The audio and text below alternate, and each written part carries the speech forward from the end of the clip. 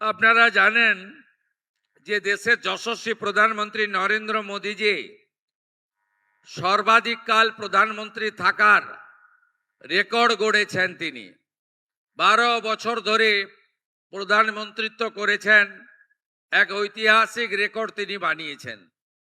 এই রেকর্ডকে তার যে এই গুরুত্বপূর্ণ মাইলস্টোন, তাকে আমরা শ্রদ্ধার সঙ্গে সম্মান এবং মর্যাদা দিয়ে গত 5 তারিখ থেকে আগামী 21 তারিখ পর্যন্ত অনেকগুলি কর্মসূচি দেশেও হচ্ছে, রাজ্যেও আমরা নিয়েছি।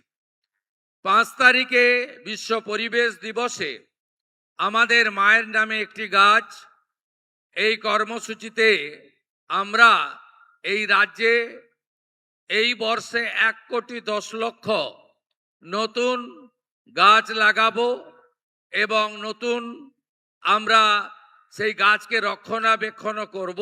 এই কর্মসূচি সূচনা করেছি।